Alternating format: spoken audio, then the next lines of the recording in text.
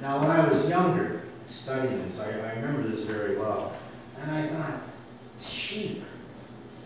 I don't want to be a sheep. Like, what about a cheetah or a lion or something, but not a sheep? But you know, and it's probably not a very attractive idea, is it, if you're a young person, to be a sheep? Nobody says, oh, don't be a sheep, don't be a follower, be your own person, right? And I guess that makes a lot of sense. But if you think of what's going on here, and it's pretty interesting. You see, the shepherds and the sheep have a special connection, very special connection. And in Middle Eastern society, sheep were an important part of it, certainly in Jewish culture because of sacrifice and so on. So sheep are hugely important. And thus the role of the shepherd, while they're viewed as being sort of, yeah, they're out there, it's an important part of their life. And the sheep will only follow the shepherd. If, for example, somebody new is brought in to look after the sheep, they won't follow. You can't be a shepherd on call, you know. You get the call in the morning, oh, the shepherd's sick, you got to go out today. They supply teach, supply shepherding. So you get out there and say, all right, sheep, let's go. And they just stay there, they ignore you. Our students do that, but they ignore you. And so the voice that the shepherd has to be recognizable to the sheep. The shepherd one time was explaining to his friend, who was surprised by his familiarity with each of the animals. And so he says, you know, see that sheep over there? Notice how its little toe is crooked. And the one behind it walks kind of sideways. And the one nearest it has a patch of wool off of its back. And then there's one with a black mark under its eye. The one closest to us is a small piece missing from its ear. And he knew each of the sheep by name. They weren't sheep. He talked to them and say, well, there's Patch, there's Lindy, there's Blackie, there's Tag, there's Nosy, and so on. The shepherd lived with the sheep. By night and day, the shepherd was always with them. And that's what a shepherd does. A good shepherd lives with the sheep. Even though the flocks would mingle in ancient times when they brought them back, the flocks would mingle together. But each flock knew its own shepherd's voice. So when the first shepherd would go out, he'd call the sheep, and they'd follow him. The other ones would stay behind because they didn't recognize the voice, so that wasn't their shepherd. And that's true even today. In our case in Australia, two men were arguing over who owned the sheep. And so the judge, when the case went to court, he asked that the sheep be brought into the courtroom. And he ordered the plaintiff to step outside and call for the animal, because the plaintiff had accused the other person of stealing the sheep.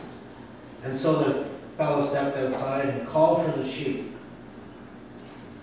And the sheep made no response, really, other than to raise its head and look kind of frightened, because this is a new environment for it. The judge then instructed the defendant, the person charged with stealing the sheep, to go to the courtyard and call the sheep. And when the accused man began to make his distinctive call, the sheep ran toward the door and toward that voice. So it was pretty obvious he recognized the familiar voice of his shepherd.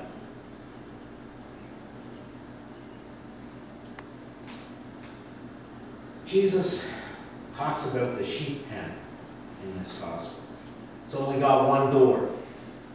When the sheep return to the fold at night after a day of grazing in the pastures, the shepherd would stand in the doorway and inspect each one of the sheep as they came through. And if the sheep had been hurt or scratched by thorns or had a thistle stuck in it or something, the shepherd would anoint it and help with the healing. If they were thirsty, the shepherd would give the sheep water.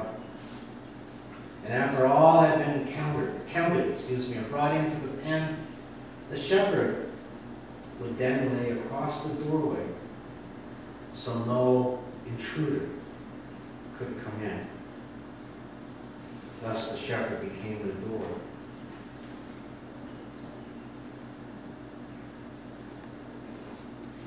Book Chicken Soup for the Soul, Eric Butterworth tells the story of a college professor who had a sociology class go into the slums in Baltimore. It's a very poor area, but slums anywhere are very poor. And to get the case histories of 200 young boys, the students were asked then to write an evaluation of each boy's future.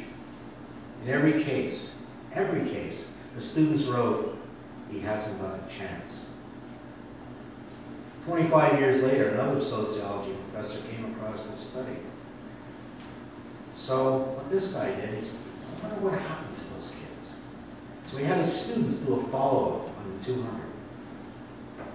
And with the exception of 20 of them who would move away or die, the students learned that 176 of the 200 had achieved success. Success such as lawyers, doctors, and businessmen. The professor was astounded. And so he decided to pursue it further. And he went out and interviewed each of the men. And he asked them, how do you account for your success? Each case was the same reply. There was a teacher. There was someone who cared. And so he sought out this teacher that so many of them had talked with. And she was still alive and still alert. So he said, well, what magic formula did you use to pull these boys out of the slums to successful achievement when no one else thought they could be successful? Well, you know what? She said, it's really simple. So he was waiting for some magnificent remedy.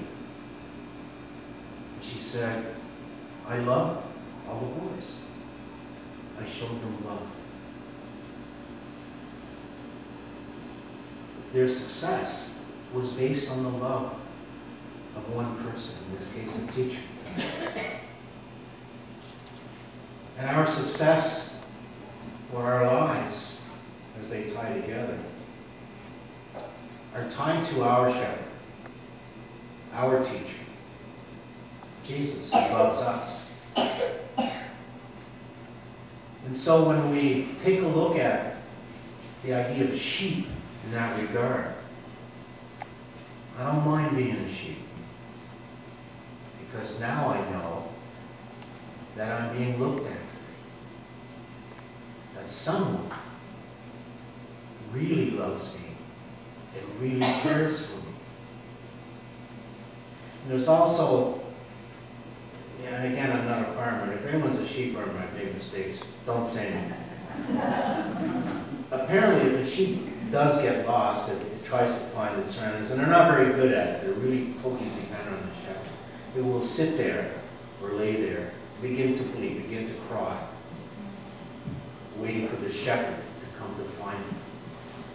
We know in the gospel story, Jesus would go out, where he says, the good shepherd is the one who goes out and finds the lost sheep. And that's, we've heard the standard interpretations of that. I think when you look at this gospel in connection with that, it's pretty interesting. If you bring your problems to Jesus, make the connection. Jesus, the good shepherd, will bring you back into the fold. Jesus, the good shepherd, will look after your wounds. But you've got to make the connection to do it. This is really a brilliant gospel in that respect. philosophy, spirituality for all of us. So when the days ahead, think about this, about your connection. And do we let Jesus be our shepherd? Or do we try to do it on our own, wander from the flock, and say, I don't need that? But really, the strength of being together. Going on a little bit longer than I had planned. We know, as a community, a church community, the strength of working together, don't we? Look at all that we've accomplished when we get together. The things we have done. And that can be a homily in itself. We could talk for 20 minutes. I won't do it. We could talk for 20 minutes on all of the accomplishments we have made together. Because we allowed the shepherd